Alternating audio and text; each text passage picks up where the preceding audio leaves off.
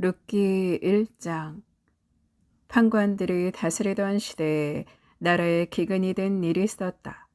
그래서 유다 베들레헴에 살던 한 사람이 모압 지방에서 나그네 살이를 하려고 아내와 두 아들과 함께 길을 떠났다.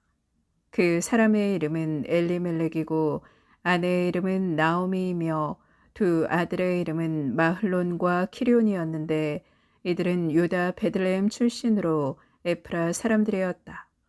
이렇게 그들은 모압 지방에 가서 살게 되었다.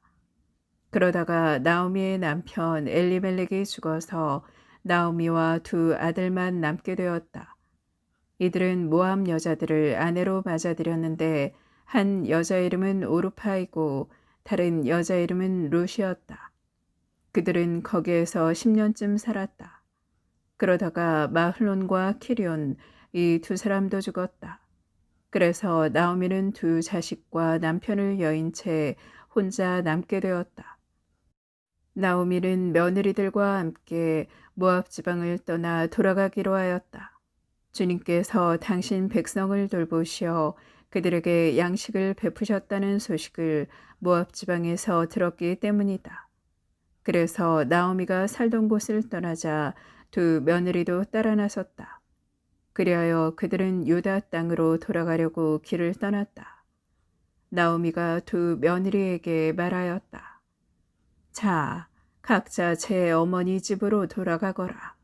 너희가 죽은 남편들과 나에게 해준 것처럼 주님께서 너희에게 자애를 베푸시기를 빈다. 또한 주님께서 너희가 저마다 새 남편 집에서 보금자리를 마련하도록 배려해 주시기를 바란다. 그러고서는 그들에게 입맞추었다. 그러자 그들은 소리 높여 울면서 시어머니에게 말하였다. 아닙니다. 저희도 어머님과 함께 어머님의 결에게로 돌아가렵니다. 그러나 나오미가 말하였다. 내 딸들아, 돌아가려무나. 어쩌자고 나와 함께 가려고 하느냐. 내 뱃속에 아들들이 들어있어 너희 남편이 될 수 있기라도 하단 말이냐. 돌아가려무나 내 딸들아, 가거라. 남편을 맞이하기에는 내가 너무 늙지 않았느냐. 설사 나에게 아직 희망이 있다 하여 바로 오늘 밤에 남편을 맞이해서 아들들을 낳는다 하더라도 그 애들이 클 때까지 너희가 기다릴 수 있겠느냐. 새로 남편을 맞이하기를 마다하려느냐. 내 딸들아, 안 된다. 주님의 손에 얻어맞은 이 몸, 너희를 생각하면 내 마음이 너무나 쓰라리단다. 그들은 소리 높여 더 서럽게 울었다. 그리고 오르파는 시어머니에게 작별을 고하며 입맞추었다. 그러나 룻은 시어머니에게 바싹 달라붙었다. 나오미가 말하였다. 보아라, 내 동서는 제 결애와 신들에게로 돌아갔다. 너도 내 동서를 따라 돌아가거라. 그러자 룻이 말하였다. 어머님을 두고 돌아가라고 저를 다그치지 마십시오. 어머님 가시는 곳으로 저도 가고 어머님 머무시는 곳에 저도 머물렵니다. 어머님의 결애가 저의 결애요. 어머님의 하느님이 제 하느님이십니다. 어머님께서 숨을 거두시는 곳에서 저도 죽어 거기에 묻히렵니다. 주님께 맹세하건대 오직 죽음만이 저와 어머님 사이를 갈라놓을 수 있습니다. 룻이 자기와 함께 가기로 굳게 결심하였음을 보고 나오미는 그를 설득하는 것을 그만두었다. 그래서 두 사람은 길을 걸어 베들레헴에 다다랐다. 그들이 베들레헴에 다다랐을 때 온 마을이 그들 때문에 떠들썩해지며 저 사람 나오미 아니야? 하고 아낙네들이 소리질렀다. 나오미가 그들에게 말하였다. 나를 나오미라 부르지 말고 마라라고 부르셔요. 전능하신 분께서 나를 너무나 쓰라리게 하신 까닭이랍니다. 나 아쉬움 없이 떠나갔는데 주님께서 나를 빈손으로 돌아오게 하셨답니다. 그런데 어찌 그대들은 나를 나오미라 부르나요? 주님께서 나를 거칠게 다루시고 전능하신 분께서 나에게 불행을 안겨주셨답니다. 이렇게 하여 나오미는 모압 출신 며느리 룻과 함께 모압 지방에서 돌아왔다. 그들이 베들레헴에 도착한 것은 보리 수확이 시작될 무렵이었다. 룻기 2장. 나오미에게는 남편 쪽으로 친족의 한 사람이 있었다. 그는 엘리멜렉 가문으로 재상가였는데 이름은 보아즈였다. 모압 여자 룻이 나오미에게 말하였다. 들로 나가 저에게 호의를 베풀어주는 사람 뒤에서 이삭을 주울까 합니다. 나오미가 룻에게 그래 가거라 내 딸아 하고 말하였다. 그래서 룻은 들로 나가 수확꾼들 뒤를 따르며 이삭을 줍는데 우연히 엘리멜렉 가문인 보아즈의 밭에 이르게 되었다.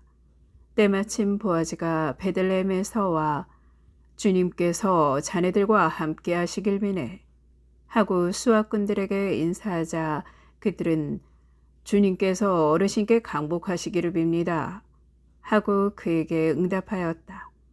보아즈가 수확꾼들을 감독하는 종에게 물었다. 저 젊은 여자는 뉘덱인가? 수확꾼들을 감독하는 종이 대답하였다. 나오미와 함께 모압 지방에서 돌아온 모압 출신의 젊은 여자입니다. 수확꾼들 뒤를 따라가며 보리단 사이에서 이삭을 주어 모으게 해주십시오 하고 간청하더군요. 이렇게 와서는 아침부터 지금까지 계속하는데 조금밖에는 쉬지 않습니다. 보아즈가 룻에게 말하였다. 내 딸아 들어라. 이삭을 주우러 다른 밭으로 갈 것 없다. 여기에서 멀리 가지 말고 내 여종들 곁에 있어라. 수확하는 밭에서 눈을 떼지 말고 있다가 여종들 뒤를 따라가거라. 내가 종들에게 너를 건드리지 말라고 분명하게 명령하였다. 목이 마르거든 그릇 있는 데로 가서 종들이 길어다 놓은 물을 마셔라. 그러자 룻은 얼굴을 땅에 대고 절하며 그에게 말하였다. 저는 이방인인데 저에게 호의를 베풀어 주시고 생각해 주시니 어찌된 영문입니까? 보아즈가 대답하였다. 내 남편이 죽은 다음 내가 시어머니에게 한 일과 또 내 아버지와 어머니 그리고 내 고향을 떠나 전에는 알지도 못하던 결에게 온 것을 내가 다 잘 들었다. 주님께서 내가 행한 바를 갚아주실 것이다. 내가 이스라엘의 하느님이신 주님의 날개 아래로 피신하려고 왔으니 그분께서 너에게 충만히 보상해 주시기를 빈다. 그러자 룻이 말하였다. 저의 주인님, 저에게 참으로 호의를 베풀어 주시는군요. 이 하녀를 위로해 주시고 다정하게 말씀해 주시다니요. 저는 대개 하녀들 가운데 하나만도 못한데 말입니다. 끼니 때가 되자 보아즈는 룻에게 이리 와서 음식을 들고 빵 조각을 식초에 찍어 먹어라 하고 권하였다. 그 여자가 수확꾼들 옆에 앉자 그는 볶은 미라를 건네주었다. 룻은 배불리 먹고 남겼다. 룻이 다시 이삭을 주우려고 일어나자 보아즈가 자기 종들에게 명령하였다. 저 여자가 보리단 사이에서 이삭을 주어도 좋다. 그에게 무례한 짓을 하지 마라. 아예 보리다발에서 이삭을 빼내어 그 여자가 줍도록 흘려주어라. 그리고 그를 야단치지 마라. 룻이 저녁 때까지 들에서 이삭을 줍고 그 주운 것을 털어보니 볼이 한 에파가량이 되었다. 룻은 그것을 지고 마을로 들어가 거두어 들인 것을 시어머니에게 보이고 자기가 배불리 먹고 남겨온 것을 꺼내드렸다. 시어머니가 그에게 말하였다. 오늘 어디에서 이삭을 주었느냐? 어디에서 일을 했느냐? 너를 생각해 준 이는 복을 받을 것이다. 룻은 시어머니에게 누구네 밭에서 일했는지 말하였다.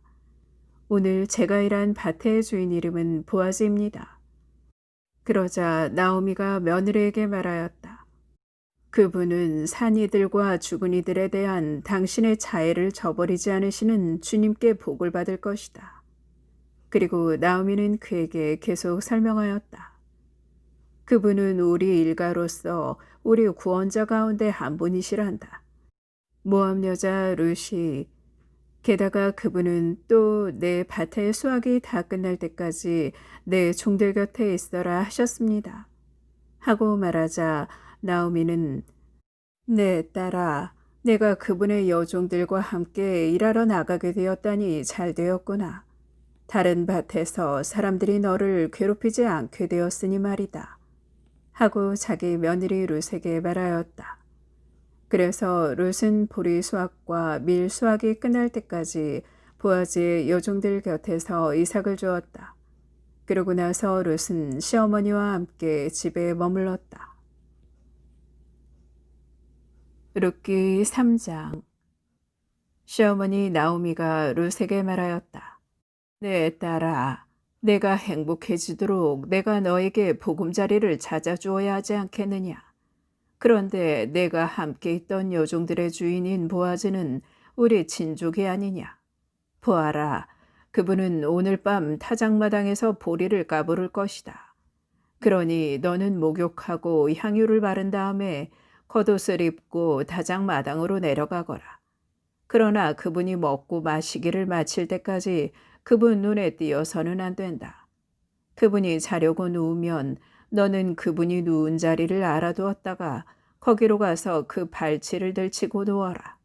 그러면 그분이 내가 해야 할 바를 일러줄 것이다. 그러자 룻이 나오미에게 저에게 말씀하신 대로 다 하겠습니다. 하고 말하였다. 그러고는 타작마당으로 내려가서 시어머니가 시킨 대로 다 하였다. 보아즈는 먹고 마시고 나서 흡족한 마음으로 보릿가리 끝에 가서 누웠다. 룻은 살며시 가서 그의 발치를 들치고 누웠다. 한밤중에 그 남자가 한기에 몸을 떨며 웅크리는데 웬 여자가 자기 발치에 누워있는 것이었다. 그래서 너는 누구냐? 하고 묻자 그 여자가 저는 주인님의 종인 룻입니다. 어르신의 옷자락을 이 여종 위에 펼쳐주십시오. 어르신은 구원자이십니다. 하고 대답하였다. 그러자 보아즈가 말하였다. 내 딸아, 너는 주님께 복을 받을 것이다. 내가 가난뱅이든 부자든 젊은이들을 쫓아가지 않았으니 내 효성을 전보다 더 훌륭하게 드러낸 것이다. 자, 이제 내 딸아, 두려워하지 마라. 내가 말하는 대로 다 해주마. 온 마을 사람들이 내가 훌륭한 여인이라는 것을 알고 있다. 그런데 내가 구원자인 것은 사실이지만 너에게는 나보다 더 가까운 구원자가 있다. 이 밤을 여기에서 지내라. 아침에 그가 너에게 구원 의무를 실행한다면 좋다, 그렇게 하라지. 그러나 그가 만일 너에게 그 의무를 실행하려고 하지 않는다면 주님께서 살아계시는 한 내가 너를 구원하마. 아침까지 여기에 누워 있어라. 그래서 룻은 이른 아침까지 그의 발치에 누워 있다가 사람들이 서로 알아보기 전에 일어났다. 타작마당에 이 여자가 왔었다는 사실이 알려져서는 안 된다. 고 보아즈가 말하였기 때문이다. 그때 보아즈가 네가 쓴 너울을 이리 내어 붙잡고 있어라. 하고 말하였다. 룻이 그것을 붙잡자 그는 보리 6되를 퍼서 거기에 담아주고 마을로 들어갔다. 룻이 시어머니에게 오자 내 딸아 어떻게 되었느냐 하고 시어머니가 물었다. 룻은 그 남자가 자기에게 해준 일을 모두 이야기하였다. 그리고 시어머니에게 빈손으로 가서는 안 되지 하시면서 이 보리 6대를 저에게 주셨습니다. 하고 말하였다. 그러자 나오미가 말하였다. 내 딸아, 일이 어떻게 될지 알게 되기까지 잠자코 있어라. 그분은 오늘 안으로 이 일을 결말짓지 않고는 가만히 있지 못할 것이다. 룻기 4장. 보아즈는 성문으로 올라가 거기에 앉았다. 때마침 보아즈가 말하던 그 구원자가 지나갔다. 보아즈가 여보게 이리로 와서 앉게 하고 말하니 그가 와서 앉았다. 보아즈가 마을 원로들 가운데 10사람을 데려다가 여기에 앉으십시오. 하자 그들이 앉았다. 그러자 보아즈가 그 구원자에게 말하였다. 우리 형제 엘리멜렉에게 속한 밭을 모압 지방에서 돌아온 나오미가 팔려고 내놓았네. 그래서 내가 그대에게 이 소식을 알리고 이렇게 말하리라고 생각하였네. 여기 앉아 계신 분들과 내 결의 원로들 앞에서 그것을 사드리게. 그대가 구원 의무를 실행하려면 그렇게 하게.